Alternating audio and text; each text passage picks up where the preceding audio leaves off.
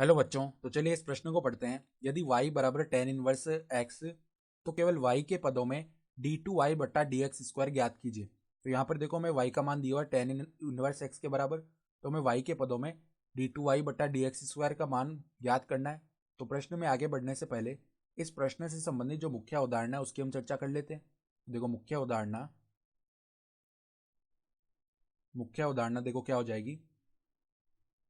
Tan inverse x का जो अवकलन है x के सापेक्ष, वो क्या होता है 1/1 + x²।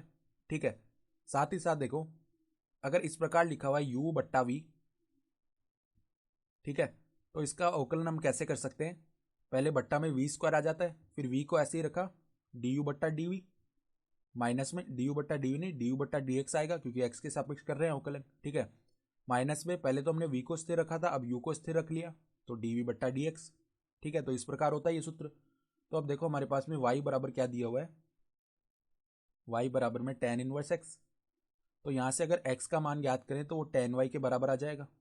ठीक है, तो अब हम क्या करते हैं, देखो y बराबर टेन इनवर्स x है तो यहाँ पे दोनों ओर x के सापेक्ष अवकलन करते हैं। तो dy/dx बराबर में आ जाएगा 1/1 + x²। ठीक है, तो अब देखो पुनः x के सापेक्ष अवकलन कर लेते हैं, तो d2y/dx² बराबर में यहाँ पर u/v वाला सूत्र लग जाएगा। तो 1 प्लस में x², इसका पहले हो गया वर्ग। ठीक है, फिर 1 + x² ये स्थिर रहा और 1 का अवकलन x के सापेक्ष शून्य हो जाएगा। माइनस में फिर 1 को स्थिर रखा और 1 + x² का अवकलन करेंगे x के सापेक्ष, तो पहले 1 का अवकलन तो शून्य हो गया और x² का अवकलन 2x हो गया।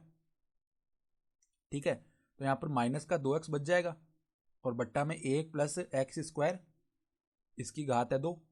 तो बराबर में देखो यहाँ पर x का मान क्या है, टेन वाई है, तो -2 टेन वाई बट्टा में देखो 1 + tan² क्या हो जाएगा, sec² और उसकी घात 2 है, तो यहाँ पर sec की घात 4y बन जाएगी। ठीक है, तो देखो d2y/dx² का मान क्या आ गया, d2y/dx² बराबर में -2 tan y है, तो tan y को हम sin y/cos y लिख सकते हैं, तो -2 sin y/cos y।